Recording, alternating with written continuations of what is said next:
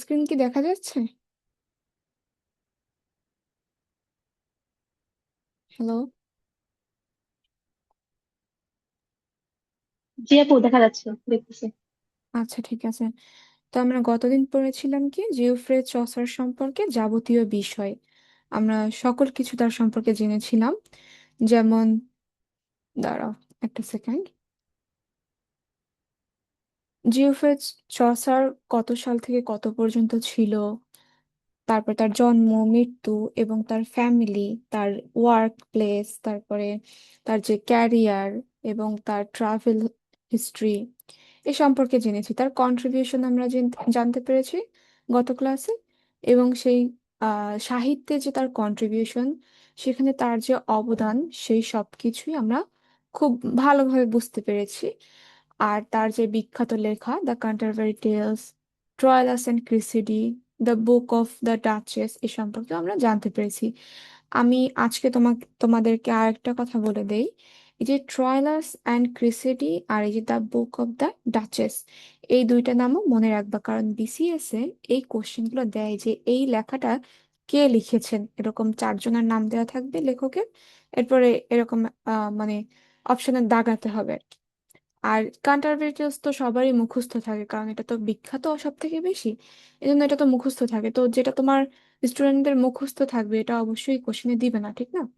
কিন্তু এই যে ট্রয়লাস এন্ড ক্রিসিড, এটা কিন্তু খুবই গুরুত্বপূর্ণ একটা নাম, কারণ এটা দিতে পারে। এটা আমাদেরকে এক্সামে আর কি দিছিল, বিসিএস এ দিছে কিনা আমার খেয়াল নাই, কিন্তু আমরা যখন অনলাইনে ক্লাস করছি ওই সময় দিছিল স্যাররা, এই জন্য আমার মনে আছে।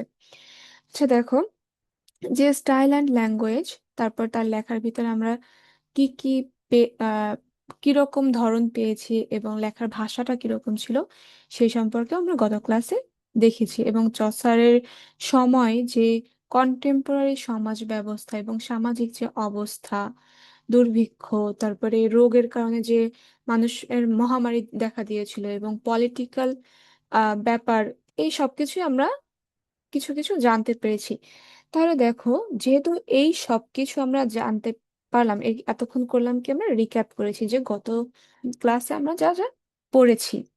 তো এই সব কিছু জানার পরে এখন যদি আমাদেরকে কেউ কোশ্চেন করে যে চসারের কন্ট্রিবিউশনটা কি, বা চসারের সময় পলিটিক্যাল স্টেজটা কিরকম ছিল, সামাজিক অবস্থা কিরকম ছিল, রাজনীতি কিরকম ছিল, তাহলে কি ওইখান থেকেই আমরা অ্যান্সার করবো না? মানে আমরা যা জানি সেই থেকেই তো আমরা অ্যান্সার করবো, রাইট?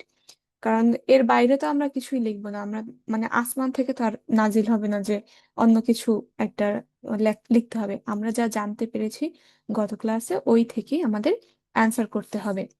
এখন দেখো, আজকে আমরা পড়বো আমাদের এই চ্যাপ্টার থেকে এই তিনটা কোশ্চেন। যদি তোমরা পড়ো তাহলে দেখবা যে তোমার সকল কোশ্চেন কমপ্লিট হয়ে যাবে। কারণ তার ব্যাপারে তো এই যে কোশ্চেনই আসুক তার ব্যাপারে তো কোনো তথ্য চেঞ্জ হবে না, তার তথ্য তো লিমিটেড, কারণ সে যেহেতু মারা গিয়েছে তার জন্য অন্য কোনো তথ্য আর কখনোই আসবে না। তো এই জন্য এই তিনটা কোশ্চেনের অ্যান্সার যখন পড়বে, তাহলেই তোমার সকল যে কোশ্চেনই আসুক না কেন সব কোশ্চেনের অ্যান্সার দেয়া যাবে। মানে ব্রড কোশ্চেনের কথা বলছি আমি, কিন্তু ব্রড কোশ্চেনের প্রতি মনোযোগ দিই বেশি, কারণ ওইখানে মার্কস বেশি, এই জন্য। আর ব্রিফ কোশ্চেন আর শর্ট কোশ্চেন তোমরা নিজেরা পড়বে, কারণ ওখানে মার্কস কম আর ওখানে লেখাও কম। তো এই জন্য আমি ব্রড কোশ্চেনে বেশি ফোকাস দেই। আচ্ছা দেখো, এই তিনটা কোশ্চেন পড়লেই আমাদের কি কমপ্লিট হয়ে যাবে। তো আজকে আমরা আলোচনা করব 1 নাম্বার কোশ্চেন আর 2 নাম্বার কোশ্চেন। এই 1 নাম্বার আর 2 নাম্বার কোশ্চেন যদি আলোচনা করি, তারপরে 3 নাম্বার কোশ্চেন আছে। দেখো, Geoffrey Chaucer as the father of English poetry. এইখানে যেহেতু সে একজন ইংরেজি কাব্যের যে জনক তিনি, এখানে কিন্তু এই সব কিছুই উঠে আসবে যে সে কেন লিখেছিলেন বা তিনি কেন জনক, এই সব কিছুই উঠে আসবে। তার মানে এটাও কি, এই কোশ্চেনটার অ্যান্সারটা কি অনেক বড় হবে, কারণ তার লাইফ হিস্ট্রি সবটাই এখানে কিছু কিছু আসবে। তাহলে এই যেহেতু এই কোশ্চেনটার অ্যান্সার বড় হবে, সেটা আজকের ক্লাসে আমরা কমপ্লিট করতে পারবো না, এই জন্য আমরা নেক্সট ক্লাসে এটা দেখবো। তবে আজকে আমরা 1 আর 2 নাম্বার কোশ্চেন দেখবো। আচ্ছা চলো দেখি তাহলে। এই যে প্রথম কোশ্চেনটা, what are the salient features of the age of Chaucer of the late 14th century? এই দেখো, স্যালিয়েন্ট ফিচার মানে ওই সময়কার এজ অফ চসারের যে ফিচারগুলো ছিল সে সম্পর্কে জানতে চেয়েছেন। আর এটা অপর একটি কোশ্চেন রয়েছে যে discuss the historical background, the political, social, economic and religious state of Chaucer's age. মানে চসারের সময় পলিটিক্যাল, মানে রাজনৈতিক, সামাজিক, অর্থনৈতিক এবং ধর্মীয় যে অবস্থাটা ছিল সেই সম্পর্কে আলোচনা করতে বলেছে। এখন দেখো এই যে স্যালিয়েন্ট ফিচার, এই ফিচারগুলো কি এগুলা, তাহলে এই ফিচার সম্পর্কে আমাদেরকে ডিসকাস করতে বলেছে যে ওই সময় কিরকম ছিল। এখন দেখো এখানে এই প্যারাটা কি দেখা যাচ্ছে, একটু বলো তো। জি, দেখতেছি। আচ্ছা, সম্পূর্ণ দেখা যাচ্ছে কিনা একটু জানাবা। যেহেতু এই যে প্যারার ভিতরে এখানে ব্ল্যাক ডেথ সম্পর্কে কিছু তথ্য দেওয়া আছে, তার সময়কার, এই যেমন ধরো চসার কোন এইজে ছিল, এই সব কিছুই দেওয়া আছে। চলো দেখি। এখানে দেয়া আছে যে চসার চতুর্দশ শতাব্দীর মধ্যভাগের মানুষ ছিলেন, যেটা আমরা আগেই জানতে পেরেছি যে তিনি 1340 সালে জন্মগ্রহণ করেছিলেন। তার মানে কি ওটা 14 শতাব্দীর মধ্যভাগ। সেই সময়কালকে অন্ধকার যুগ বলার প্রবণতা কমে আসছিল। একটা সময় ছিল, অন্ধকার যুগ ছিল, যখন আর কি কোনো লেখালেখি হতো না। তো ওই মানে অন্ধকার যুগটা আর কি কমে আসছিল। তবে এখন দেখো, তবে দুর্যোগ, এই মানে দুর্যোগ এবং বিশৃঙ্খলা পুরোপুরি শেষ হয়নি। মাঝে মধ্যে দুর্ভিক্ষ দেখা দেখা দিত, বিশেষ করে গ্রেট ফ্যামিন। গ্রেট ফ্যামিন বলতে বোঝায় মহা দুর্ভিক্ষ এবং ভয়াবহ ব্ল্যাক ডেথ। সে সময়ের শান্ত জনজীবনকে মারাত্মকভাবে বিপর্যস্ত করেছিল। সে সময়, এখানে কিন্তু পড়াইতেছি, ঠিক আছে। সে সময়ের শান্ত জনজীবনকে মারাত্মকভাবে বিপর্যস্ত করেছিল। এবার দেখো এ গুড মেনি পিপল, মানে অনেক অনেক মানুষ, বিশেষ করে জনাকীর্ণ শহরগুলোর অধিবাসীরা এই ব্ল্যাক ব্ল্যাক প্লেগে মারা গিয়েছিল। মানে যেখানে অনেক বেশি লোক ছিল যে শহরে, তার মানে মারাও যাবে বেশি, কারণ সেখানে রোগটাও বেশি ছড়িয়েছে। মানে প্লেগ রোগটা তো কি বলে, ওটাকে কি বলে জানো, যে অন্যের মাধ্যমে ছড়ায়, মহামারী বলে। আর এছাড়াও কি বলে জানো, ভুলে গেছি, বুঝছো, ওই যে করোনা যেরকম একজনের থেকে আরেকজনের যে যায় রোগটা। তো লোক যেহেতু বেশি ছিল, তার মানে ওখানে লোক মারাও যাবে বেশি, এটাই স্বাভাবিক। এরপর দেখো, ফলে অ্যাজ এ রেজাল্ট সে সময়ের সামাজিক অবস্থা মোটেও সন্তোষজনক ছিল না। যেহেতু মানুষ মারা গিয়েছে, তখন তারা স্বাস্থ্য নিয়েই ব্যস্ত ছিল, যে কিভাবে বাঁচবে। তারা কিন্তু অন্যান্য কর্মজীবনে যেতে পারেনি, অন্যান্য কাজ করতে পারেনি, এবং সমাজে একটা বিশৃঙ্খলার সৃষ্টি হয়। তো যে কারণে সামাজিক অবস্থাটা একদমই ভালো ছিল না, সন্তোষজনক ছিল না, ঠিক আছে। এই মারাত্মক মহামারীর অভিশাপ, এই যে মারাত্মক মহামারী, এই যে কার্স হচ্ছে অভিশাপ অর্থ, ঠিক আছে।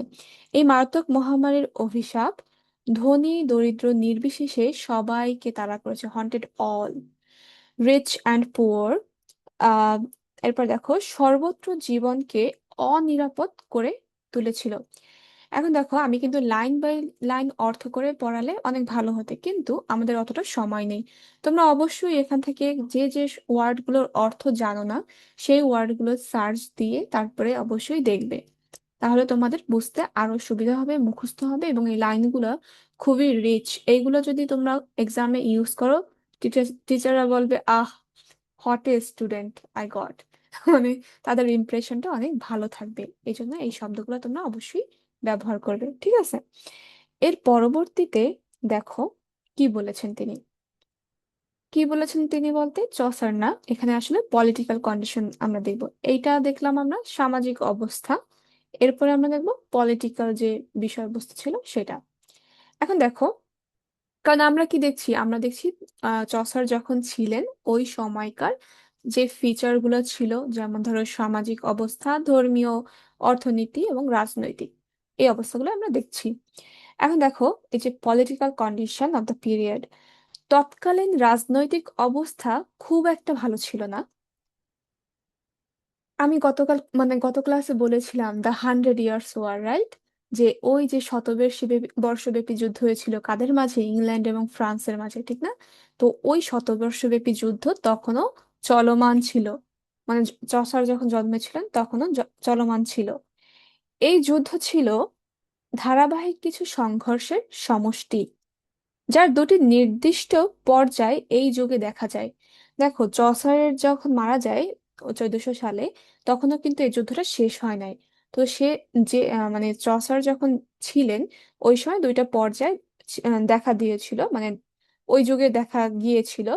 সেটা হচ্ছে, একটা হচ্ছে অ্যাডওয়ার্ডিন ওয়ার, মানে অ্যাডওয়ার্ডিন যুদ্ধ, যেটা 1337 থেকে 1360 পর্যন্ত ছিল। অ্যান্ড দ্য ক্যারোলিন ওয়ার, মানে ক্যারোলিন যুদ্ধ, 1359 থেকে 1389 পর্যন্ত। এরপর দেখো, অফকোর্স মানে অবশ্যই, ফ্রান্সে ইংল্যান্ডের দখলদারিত্ব কমতে শুরু করেছিল, যা কয়েক বছর পর জোয়ান অব আর্কে, আচ্ছা দেখো, এই যে জোয়ান অফ আর্ক, কয়েক বছর পর declined only to be completely washed away some years after by the emergence of Joan of Arc. তো যা কয়েক বছর পর জোয়ান অফ আর্ক এর আবির্ভাবে পুরোপুরি শেষ হয়ে যায়। এরপর দেখো, মোর ওভার, এই যে জোয়ান অফ আর্ক কি, এগুলো তোমরা সার্চ দিয়ে দেখতে দেখতে পারো। কারণ কি, তুমি যদি এটা ডিটেলস জানো তাহলে তোমাদের জন্য সুবিধা হবে লেখার জন্য, মানে মনে থাকবে ভালো।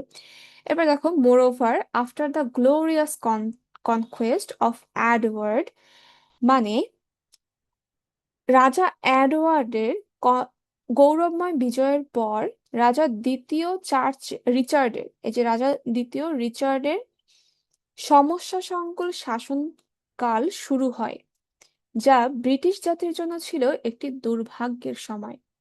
বুঝতে পেরেছো? কারণ ওর পরে যুদ্ধ লাগিয়ে দিয়েছিল ফ্রান্স আহ, ইংল্যান্ডের সাথে, এবং ইংল্যান্ডরা অ্যাট লাস্ট, মানে 100 বছর পরে তারা পরাজিত হয়েছিল, ফ্রান্সে তাদের কলোনি মানে শেষ করতে বাধ্য হয়েছিল।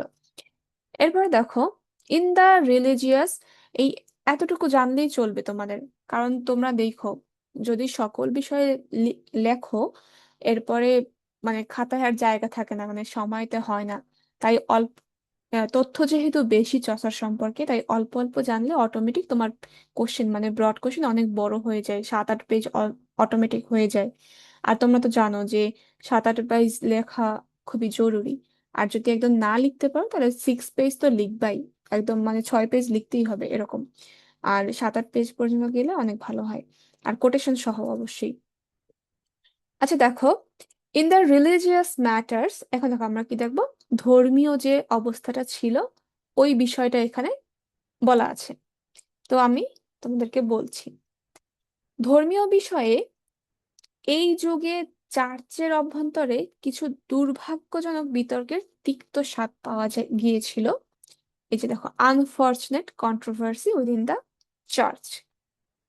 ক্যাথলিক চার্চের শক্তিশালী কর্তৃত্বের মধ্যে মতভেদ দেখা দেয়। আচ্ছা, তোমাদের কি মনে আছে আমি গত ক্লাসে বলছিলাম, ওই সময় ছিল ক্যাথলিক চার্চ, পোপরা তাদের ক্ষমতা রাজনীতিতেও দেখাতে চাইতো, যে কারণে একটা সমস্যার সৃষ্টি হয়।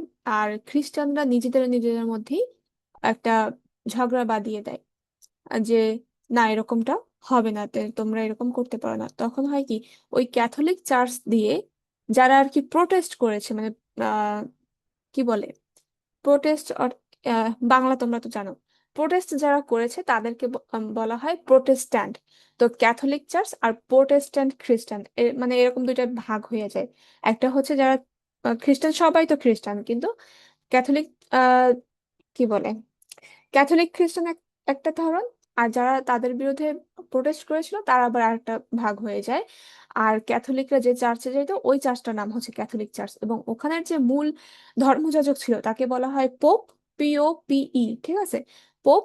এবং সে ছিল কি, মানে চার্চের যে পোপরা, তারা বিভিন্ন স্থানে বিশেষ বিশেষ দায়িত্বে থাকতো।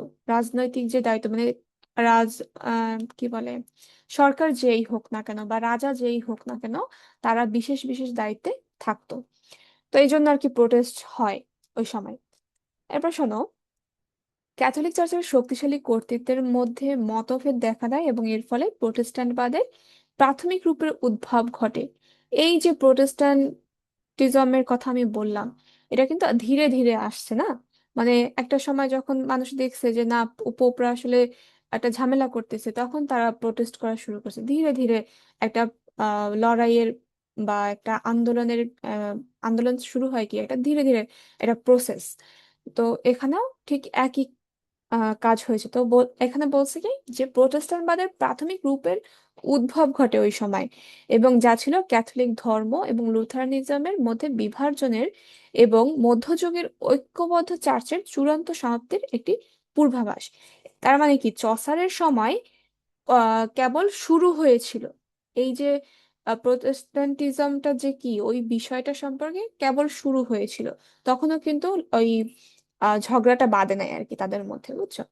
And a definite end to the unified church of the middle ages. আচ্ছা দেখো, but the happy indication was there that despotism and corruption of the Catholic Church would not continue much longer. এখানে বলছে যে আশার আলো ছিল এই যে ক্যাথলিক চার্চের যে স্বৈরতন্ত্র এবং দুর্নীতি আর বেশি দিন স্থায়ী হবে না, এটা তারা আশা করছিল। তাহলে কি রিলিজিয়াস স্টেটটা ছিল ওই রকম যে প্রোটেস্ট্যান্টিজম শুরু হবে হবে, এরকম একটা অবস্থা। এরপরে নেভারথলেস, আচ্ছা স্ক্রিন কি সম্পূর্ণ দেখা যায়? একটু আমাকে আবার বলো তো, আর কোনো শব্দ শোনা যায় কিনা এক্সট্রা, এটা একটু কনফার্ম করো। না, একটা শব্দ নাই। মোরোভার থেকে দেখা যাচ্ছে। মোরোভার থেকে। মোরওভার থেকে, আচ্ছা হ্যাঁ, মোরওভার থেকেই পুরো লাইন, সম্পূর্ণ লাইন আর কি। এরপর দেখো, এখানে কোশ্চেনের অ্যান্সার আমরা বলবো যে তবুও ইংল্যান্ডের সবকিছুই খারাপ ছিল না। বিশেষ করে করে ইংল্যান্ডের সামাজিক অবস্থার ব্যাপক পরিবর্তন ঘটেছিল, যা বিজয়ের পরবর্তী কয়েক শতাব্দীতে যেমন যেমন ছিল তার থেকে অনেক আলাদা। উদ্ধত বিজয়ী নরমানরা নিজেদের আর বিদেশি মনে করতো না। পরিবর্তিত রাজনৈতিক পরিস্থিতির চাপে তারা তারা ইংরেজ জাতির সাথে মিশে গিয়েছিল। নরম্যান এবং ইংরেজদের সমন্বয়ে এক জাতি গঠনের ফলে জাতীয় গৌরব এবং এবং আত্মবিশ্বাসের এক শক্তিশালী জাগরণ ঘটেছিল। এই বিষয়টি এখানে বলা হয়েছে। আমি চাইলে একবার, আচ্ছা তোমরা চাইলে এটা পড়তে পারো। মানে এটা হচ্ছে ওই সময়ের যে সামাজিক অবস্থাটা সম্পর্কে, মানে এতক্ষণ খারাপ কিছু বলার পরে একটা যে ভালো দিক আর কি এখানে রয়েছে, সেই বিষয়টা আর কি। আচ্ছা কোনখানে মনে গেছি, জাস্ট এখানে। ও আমি না পড়াই এক জায়গায় গেছি আর এক জায়গায় না, এইখানে পড়াইতেছিলাম আমি এইমাত্র। চোখে মানে তাকাই থাকতে কষ্ট হয়, বুঝছো, এই জন্য বই দেখে পড়াইতেছিলাম, কিন্তু আমি স্ক্রিনটা যে সরে গেছে তা খেয়াল করিনি। আচ্ছা দেখো, যাই হোক, নেভারথলেস এইখান থেকে আসলে পড়াটা এইমাত্র যতটুকু বলছে আমি আবারও বলছি শুনো। মানে ইংল্যান্ডে সবকিছুই খারাপ ছিল না, বিশেষ করে সামাজিক অবস্থার ব্যাপক পরিবর্তন ঘটেছিল, যা বিজয়ের পরবর্তী কয়েক শতাব্দীতে যেমন ছিল তার থেকে অনেক আলাদা ছিল। বিশেষ করে নরমানরা তাদের নিজেদেরকে বিদেশি মনে করতো না। পরিবর্তিত রাজনৈতিক পরিস্থিতির চাপে তারা ইংরেজ জাতির সাথে মিশে গিয়েছিল, এবং নরমান ও ইংরেজদের সমন্বয়ে এক জাতি গঠনের ফলে জাতীয় গৌরব ও আত্মবিশ্বাসের এবং শক্তিশালী জাগরণ ঘটেছিল। এই যে নরমান, এই নরমানদের নামটা মনে রাখবা অলওয়েজ। কারণ তোমার যদি নামটা মনে থাকে, তাহলে তোমাদের লিখতে সুবিধা হবে। আর সব সময় একটা সেন্টেন্সের কি ওয়ার্ড মনে রাখবা, তাহলে ওই সেন্টেন্সের পুরাই মনে থাকবে। ওই যে একটা কথা আছে না যে কান টানলে মাথা আসে, তো সেন্টেন্সের মনে করো একটা মূল শব্দ, যেটা মনে রাখলে তোমার পুরো সেন্টেন্সটা মনে থাকবে। আবার কিছু কিছু সেন্টেন্সের যদি বাংলা অর্থ মনে রাখো, তাহলে তোমার আম, মানে ইংলিশটা মনে পড়বে। আমার সাথে অনেক হয়েছে, মানে আমি বাংলা করেও পড়ছি এবং কি ওয়ার্ড গুলা মনে রাখছি। তো এই জন্য বললাম আর কি।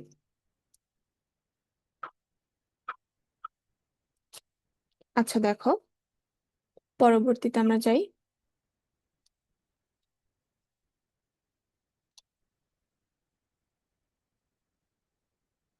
তাছাড়া এই যে অর্থনৈতিক অর্থনৈতিক অবস্থার, বিশেষ করে কৃষক শ্রেণীর অবস্থার নিশ্চিত উন্নতি হয়েছিল।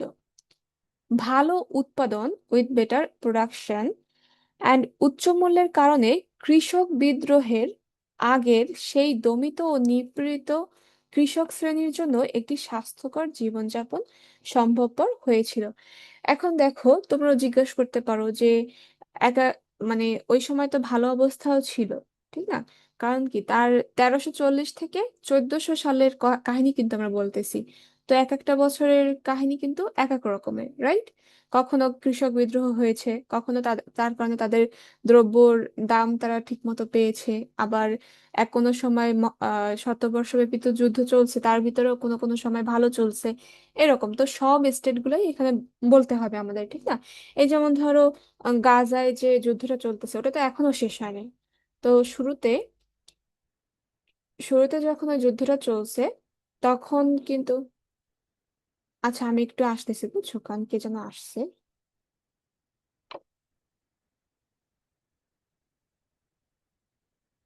লাগে নাই, চলে গেছে। আচ্ছা দেখো, আচ্ছা দাঁড়াও আমি আসতেছি, যাও।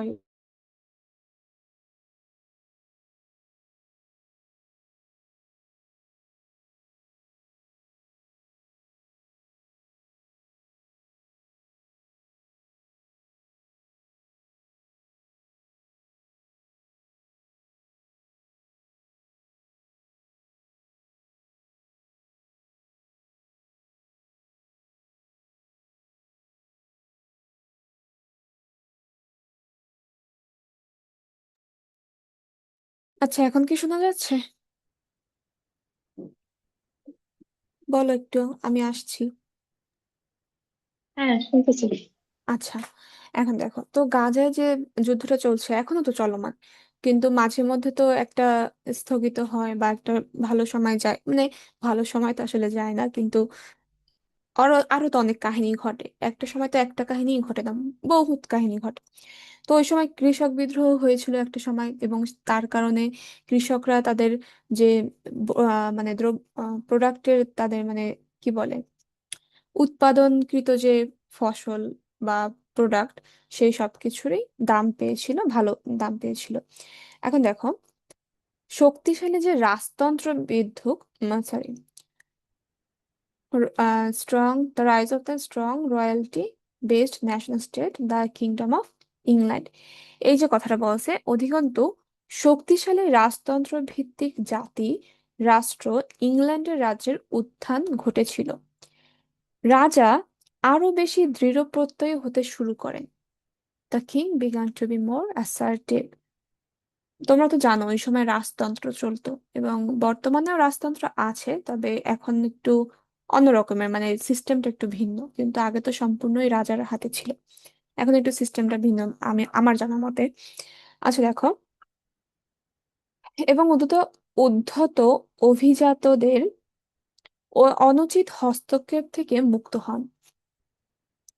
অবশ্যই রাজকীয় নিপীড়ন অবশিষ্ট ছিল, তবে তা অনেক অনেক বেশি সীমাবদ্ধ হয়ে পড়েছিল। এরপরে বলা আছে, এই যে greedy lords and their followers are curb to a great extent, এখানে বলছে এটা যে ওই যে লোভী যে লর্ড এবং তাদের যে অনুসারী রয়েছে, তারা নির্বিচার অত্যাচার অনেকাংশে দমন করা হয়েছিল, মানে তারা যে অত্যাচারটা করতো সেটা কমে আসছিল। তারপরে সাধারণ মানুষের অধিকার সামনের দিকে অগ্রসর হতে শুরু করে, আর তাদের ক্ষমতার গুরুত্ব বাড়তে থাকে। দেয়ার পাওয়ার কেম টু বি কাউন্টেড। আচ্ছা দেখো, এর পরবর্তীতে রয়েছে এই যে প্যারাটা, সেখানে আমরা জানবো, but what was of greater interest was the flourish of literature in England. So much, so much needed for the emergence of the Renaissance soon to follow. এই লাইনটা খুবই খুবই ইম্পর্টেন্ট, যে রেনেসাসের যে আবির্ভাবের জন্য অত্যন্ত প্রয়োজন ছিল। তবে যা আরো বেশি আগ্রহের বিষয় ছিল তা হলো ইংল্যান্ডের সাহিত্যের বিকাশ, যা শীঘ্রই আসতে যাওয়া রেনেসাঁ বা নবজাগরণের আবির্ভাবের জন্য অত্যন্ত প্রয়োজন ছিল। চতুর্দশ শতাব্দীর গেল কোথায় তুমি বলো, দ্য গ্রেট অ্যাওয়েনিং of English literature in second half of the 14th century was particularly due to a great master. এখানে বলছে যে চতুর্দশ শতাব্দীর যে দ্বিতীয় অর্ধ, আমি গতকালকে বলছিলাম যে চতুর্দশ শতাব্দীর দ্বিতীয় অর্ধ বলতে কোনটাকে বোঝায়, 1350 থেকে 1400 পর্যন্ত, এটা হচ্ছে দ্বিতীয় অর্ধ। তো ওই সময় কিন্তু চসার ছিলেন। তিনি 1340 সালে জন্মগ্রহণ করেন, 1400 সালে তিনি মৃত্যুবরণ করেন। চতুর্দশ শতাব্দীর দ্বিতীয়ার্ধে ইংরেজি সাহিত্যের এই মহৎ জাগরণ মূলত একজন মহান ওস্তাদের কারণে হয়েছিল। তিনি ছিলেন জিওফ্রে চসার। এই যে চসার, হি ওয়াজ জিওফ্রে চসার, তিনি ছিলেন কে? Geoffrey Chaucer. এখন বলতে পারো রেনেসা কি? রেনেসা হচ্ছে নবজাগরণ বা পুনর্জাগরণ, যেটা চসারের মৃত্যুর পরে হয়। এ কোনো একটা কিছু, আগেই বলছিলাম যে কোনো একটা কিছু শুরু হওয়ার বা একদম সলিডলি কোনো একটা কিছু প্রকাশ হওয়ার আগে তার একটা পটভূমি থাকে না, বা একটা শুরু হওয়ার যে ভূমিকাটা থাকে না। তো চসার ছিলেন সেই নবজাগরণের বা রেনেসাঁর প্রথম একজন ব্যক্তি, যার মাধ্যমে আর কি ওইটার মানে আবির্ভাবের একটা পূর্বাভাস আমরা পেয়েছিলাম। এটা আর কি বলছে। তো তোমরা যখন রেনেসাঁস পিরিয়ডটা পড়বা তখন জানতে পারবা না ওই সম্পর্কে, কিন্তু আগেই জানো যে কার্সরটা ছোট অ্যান্ড হোয়াইট, তাই বোঝা যায় না কোথায় আছে। কালার সিস্টেম গুলো ভালো হয়। আচ্ছা শোনো, আমি কিন্তু কার্সারটা নাড়াই না সবসময়, কারণ এটার দিকে তাকাই থাকতে আমার চোখ ধইরা যায়। এই জন্য আমি কার্সারটা সবসময় নাড়াই না, মাঝে মধ্যে নাড়াই, এই জন্য হয়তো দেখো না। কিন্তু এই যে এখন দেখতে পাইতেছো, দেখো তো, এই যে নাড়াচ্ছি। আমি অলওয়েজ নাড়াই না কার্সার। আর এটার কালার চেঞ্জ কিভাবে করে এটা আমার জানা নাই, বুঝছো? আচ্ছা আমি কাজ করি, রেড কালার দিয়ে যে কোনখানে পড়াই ওইখানে একটা দাগ দিয়ে দিব আমি, তাইলে তো হয় মনে হয়। এই যেমন ধরো এইখানে এরকম, হুম?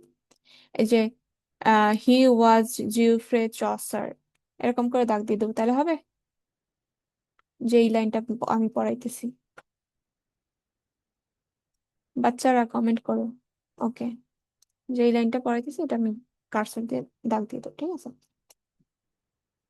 আচ্ছা দেখো, হিউ এই যে লাইনটা, এখানে কিন্তু প্রত্যেকটা লাইন ইম্পর্টেন্ট, দেখো।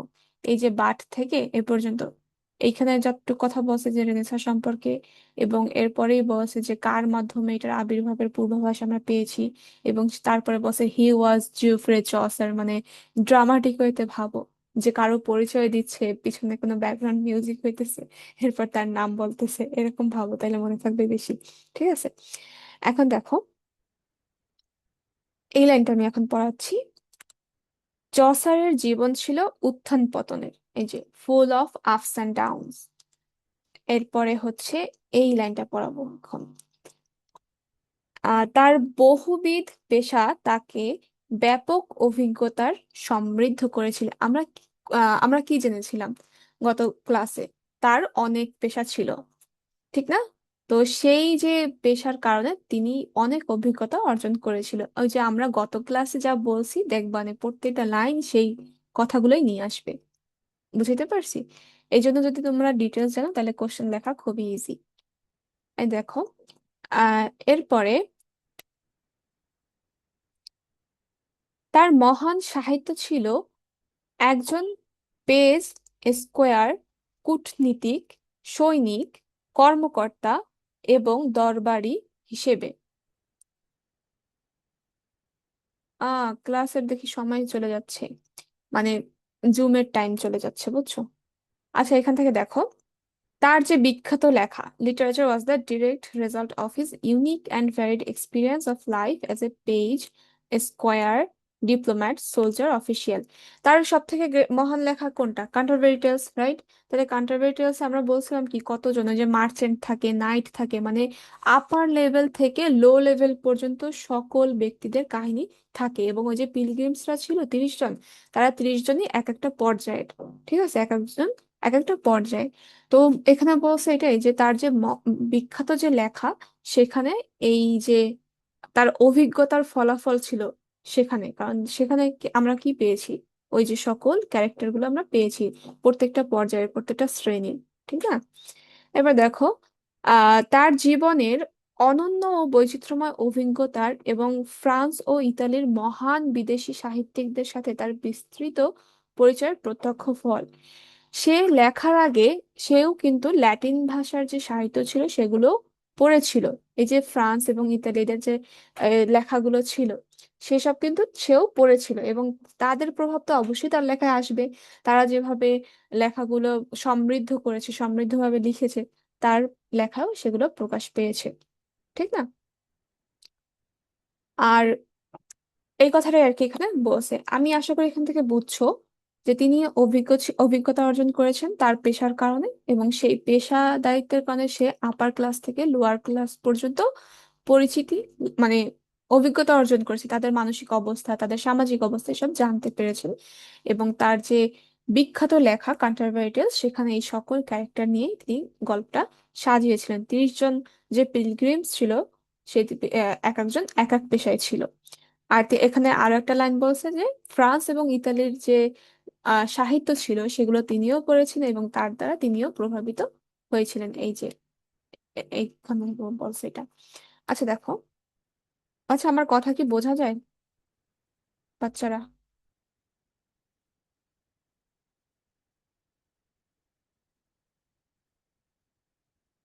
হ্যালো, একটু বলো তো কথা বোঝা যায় কিনা। আচ্ছা, ঠিক আছে। হুম, কোনখানে ছিলাম আমি?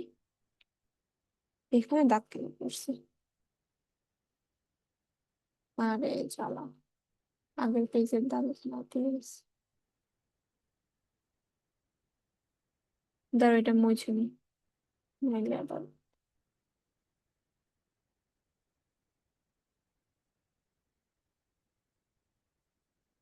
হুম, এখন দেখো, Indeed, in the development of English literature, Chaucer is a great name. এই যে এত কিছু বললাম, যেহেতু চসার সর্বপ্রথম ইংরেজি ভাষায় কাব্য লিখেছেন এবং তারটা ছিল ন্যারেটিভ স্টাইলে লেখা, এবং তিনি ক্লাসিক্যাল রাইটার বলা যায়, কারণ তার লেখাগুলো কিন্তু এখনো আমরা রিলেট করতে পারবো। কারণ আপার ক্লাসের মানুষ এখনো আছে, মিডল ক্লাস মানুষ এখনো আছে, লোয়ার ক্লাস মানুষ এখনো আছে। তো এই সবকিছু আমরা এখনো রিলেট করতে পারবো। দেখো, প্রকৃতপক্ষে ইংরেজি সাহিত্যের বিকাশে চসার একটি বিশাল নাম। Chaucer is a great name.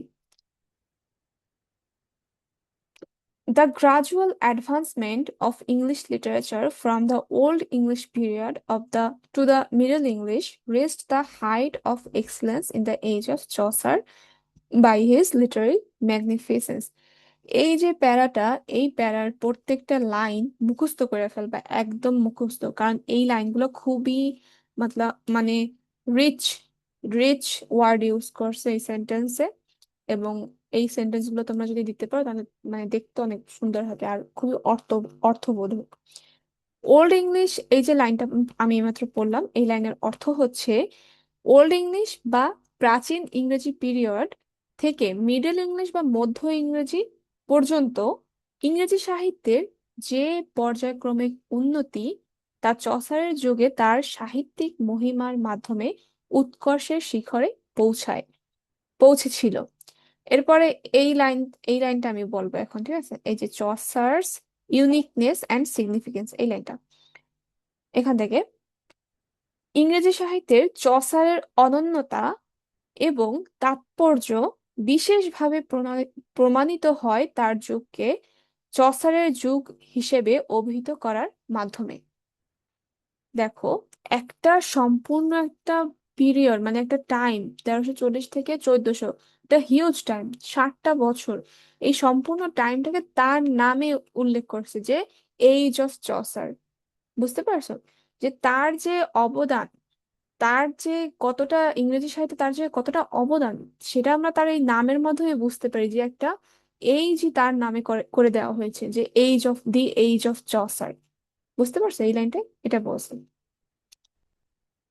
এরপরে দেখো, there was definitely an advancement of English literary world. ইংরেজি সাহিত্য জগতে নিশ্চিতভাবে একটি অগ্রগতি সাধিত হয়েছিল চসারের হাত ধরে মধ্যযুগীয় রূপকধর্মী কাহিনী এবং রোমান্স থেকে সামাজিক কমেডি সামাজিক কমেডি এবং সমাজের মানুষের জীবনযাত্রা পর্যবেক্ষণের দিকে একটি উত্তরণ ঘটেছিল। তিনি যে বিভিন্ন মানুষের যাত্রা পর্যবেক্ষণ করেছিলেন, তার মাধ্যমে তার লেখাগুলো প্রকাশ পেয়েছিল, এ কথাই আর কি বলছে। ও তারপর দেখো, moreover there was a new emphasis on the individual man, quite apart from the man existing merely as a specific type. এখানে বলছে যে মানুষের উপর এককভাবে নতুন করে গুরুত্ব দেওয়া শুরু হয়, যা কেবল কোনো নির্দিষ্ট শ্রেণীর প্রতিনিধি হিসেবে মানুষকে দেখার চিরাচরিত প্রথা থেকে সম্পূর্ণ আলাদা ছিল, কারণ তিনি সকল শ্রেণীর মানুষকেই তুলে ধরার চেষ্টা করেছেন তার সাহিত্যে। সাহিত্য literature received a strong sense of subjectivity. সাহিত্য এক শক্তিশালী ব্যক্তিনিষ্ঠতা লাভ করে, যা মানুষের জগৎ এবং তার চারপাশের পরিস্থিতির বস্তুনিষ্ঠ উপস্থাপনার খুব কাছাকাছি পৌঁছে যায়। এই লাইনটা কিন্তু খুব ইম্পর্টেন্ট। এই যে এই লাইনটা, এই লাইনটা খুবই খুবই খুবই গুরুত্বপূর্ণ, যে তার যে লেখা, তার মাধ্যমে শক্তিশালী ব্যক্তিনিষ্ঠতা লাভ করে, যা মানুষের জগৎ এবং তার চারপাশের পরিস্থিতির উপস্থাপনা আমরা তার লেখায় আর কি পাই, কন্ট্রিবিউটার্স। এছাড়াও অন্যান্য তো আরো লেখা আছে, সবকিছুতেই তার ওই সময় সাময়িক বিষয়গুলো আর কি উঠে এসেছে। এবার দেখো, Chaucer is found to have remained the link between the medieval literary world and the modern. দেখো, চসারের লেখায় কি ছিল? সামাজিক অবস্থা ছিল, মানুষের ব্যাপারে ছিল। তো মানুষের ব্যাপারে তো সর্বদাই থাকবে, ওগুলো তো কখনো চেঞ্জ হবে না। আপার শ্রেণী থাকবে, মিডল শ্রেণী থাকবে এবং লোয়ার শ্রেণী থাকবে, এগুলো তো কখনোই পরিবর্তন হবে না। তো তিনি বলছেন যে মধ্যযুগের যে সাহিত্য এবং আধুনিক যে সাহিত্য, এই দুইটার ভিতরে কানেক্ট কানেকশন আর কি, বা লিংক তৈরি করেছে। মানে চসারের লেখায় আমরা লিংকটা পাই, কারণ তার লেখাগুলো এখনো আমরা পড়ছি, এখনো এগুলো মানে আমরা রিলেট করতে পারবো তার লেখার মধ্যে। যেমন ধর, আমি একটা উদাহরণ দেই। এই যে 2024 সালের যে জুলাই বিপ্লব, ওইটা কিন্তু ওই সময়ের তাৎপর্যটা বোঝায়, ওই কন্টেম্পোরারি। আমরা পরবর্তী যে জেনারেশন আসবে, তারা কিন্তু ওইটার সাথে সম্পূর্ণ রিলেট করতে পারবে না। যেমন ধরো, আমরা 1971 সালের সম্পর্কে আমরা জানি, কিন্তু আমরা কিন্তু ওই যে ভয়াবহতা, ওই যে ওই সময়ের যে একটা আবেগ বা উদ্বেগ, ওইটা আমরা কিন্তু রিলেট করতে পারবো না কখনোই, কারণ ওটা ওই সময় ছিল। কিন্তু যে জিনিসগুলো এখনো আছে, সেগুলো যদি আগেও কেউ লেখা থাকে অনেক অনেক বছর আগে, সেগুলো আমরা এখনো রিলেট করতে করতে পারবো। তো চসারের লেখায় কি চিরন্তন সত্য কথা, যে সেগুলোই আর কি তার লেখায় ফুটে উঠেছে। আমি বারবার কিন্তু এইগুলোই বলতেছি, কারণ তার লেখায় এগুলোই ছিল এবং এগুলোই তোমাদেরকে লিখতে হবে পরীক্ষায়। বুঝতে পারছি? আর আমার কথা শুনতে শুনতে যেন মুখস্থ হয়ে যায়, এজন্য বলছি। এরপরে দেখো, একজন সাহিত্যিক নেতা হিসেবে